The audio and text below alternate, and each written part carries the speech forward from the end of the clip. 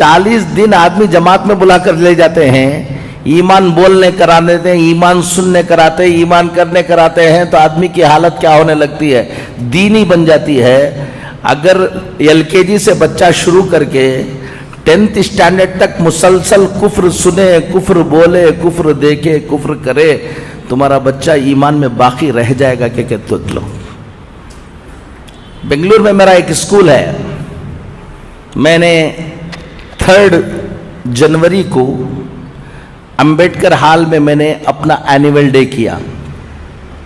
उससे पहले उस एनुअल डे की तैयारी के लिए हॉल को इंस्पेक्शन करने के लिए 2 दिन गया। उससे पहले 2 दिन पहले 2 तारीख को भी एक स्कूल का फंक्शन हो रहा था, एनुअल डे हो रहा था। 1 तारीख को भी एक स्कूल का एनुअल डे हो रहा था।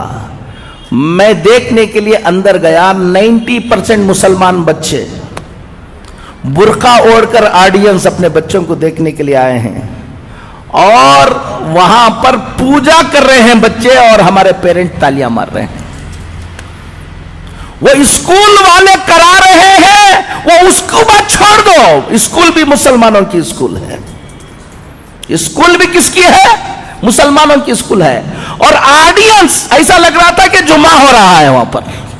सब टोपियां पहन ले कोई बैठे हुए थे, सब बुरखे पहन लेकर बैठे हुए थे। वो बुरखे भी पहन लेकर बैठे हुए थे जिसमें नाखून भी ना दिखे, लेकिन उनके बच्चे पूजा कर रहे हैं और क्या मार रहे हैं। अब सोच लो कि ये हालत होगी तो 10-12 साल के बाद इस मुल्क के अंदर हालात क्या होने वाले हैं। हम कह रहे हैं कि व्हाट्सएप पे डालते हैं, फलां बच्ची क्या कर रही है, रजिस्टर मैरिज हो जा रही, कुछ देखो। ये तो अभी बारिश से पहले की जो रिमझिम झड़ी जिसे बोलते हैं वो है।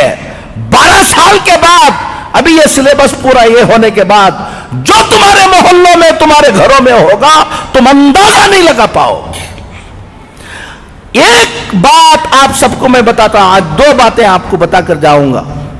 अल्लाह ताला हमको समझ की तौफीक नसीब फरमाए। खुद अपनी नस्ल की फिक्र करो, अपने बच्चों की फिक्र करो, डॉक्टर बनो। मैं 56 स्कूल चलाता हूं अल्हम्दुलिल्लाह पूरे हिंदुस्तान में, ताकि हमारे बच्चे डॉक्टर बने, इंजीनियर बने, मॉडर्न एजुकेशन में आगे आए। मैं उसका दाई हूं।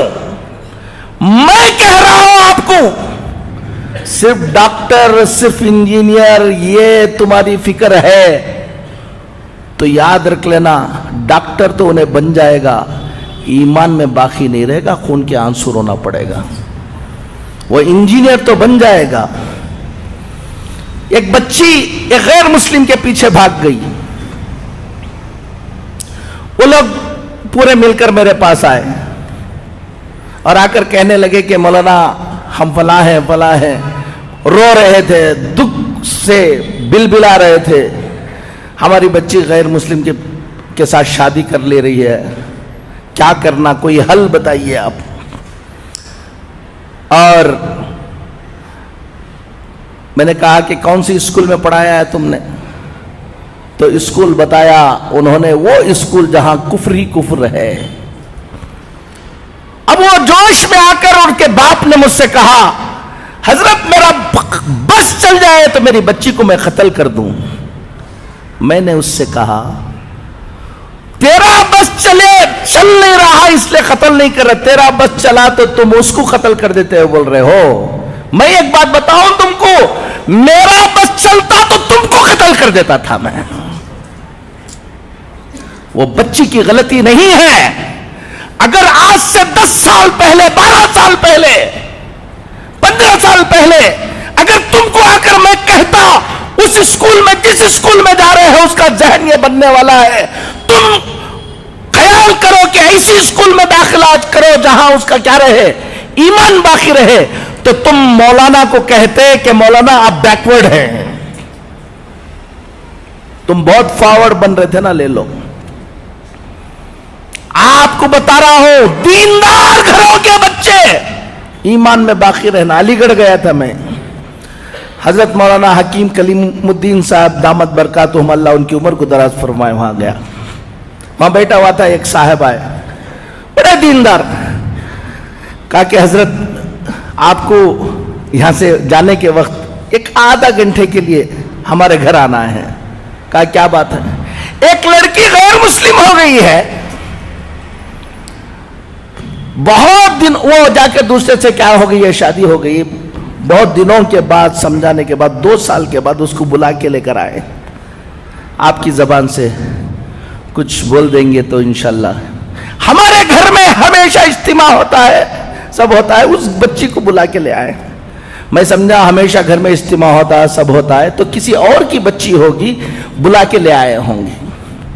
اب میں گیا، بچی سامنے بیٹھی ہوئی تھی اور بات کرنے کے لیے کہا، میں نے کہا کہ تم چھوڑ دو، میں بات کر لوں گا اس کو۔ اب اندر جانے کے بعد کہا کہ یہ کس کی بچی ہے؟ کہا کہ کسی اور کی بچی نہیں مولانا، یہ ہماری بچی ہے۔ ہر ہفتہ کیا ہوتا ہے؟ اجتماع ہوتا ہے، دیندار ہیں، سب کچھ ہیں، ان کی بچی نہیں۔ میں نے کہا کہ بیٹا تم کہاں پڑھے؟ کہا گرکل میں پڑھے حضرت ہم۔ میں نے کہا کہ علی گڑھ میں تم کو اور کوئی اسکول نہیں ملی؟ گرکل میں پڑھایا۔ کتنے بچے تھے؟ پورا گرکل کفر سکھاتا ہے، اسی کام کے لیے بنایا گیا ہے۔ اب آپ اپنی بچی کو ڈاکٹر بنانے کا جذبہ، آپ بچی کو بھیج رہے ہیں، دیکھ نہیں رہے ہیں، اور اچھے مارکس آ رہے ہیں، یہ آ رہے ہیں، یہ سب دیکھ رہے ہیں۔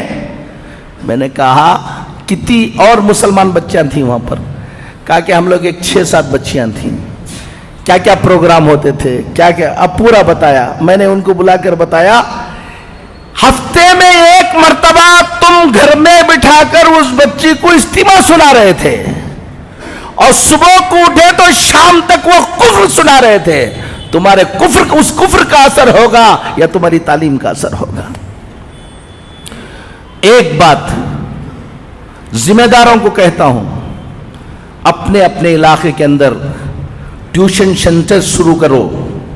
بچے اسکولوں کو جائیں، ٹیوشن کو آئیں، اور ٹیوشن کو آ کر جو ٹیوشن پڑھانے کے وقت جو کتابوں کے اندر کفر لکھا ہوا ہے، ٹیوشن بھی پڑھائیں اور کفر کو کلیریفائی بھی کرے ہمارے ٹیچرز۔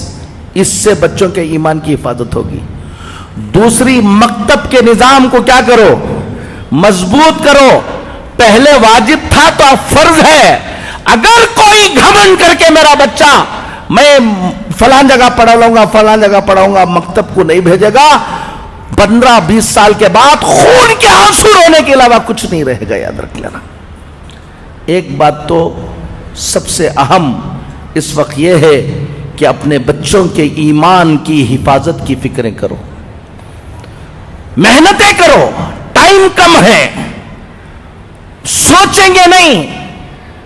اپنے اپنے سب لوگ الحمدللہ، ابھی اثر یہ ہے کہ ایک طرف یہ فتنہ ہے، لیکن مسلمانوں میں بھی بڑی بیداری ہے۔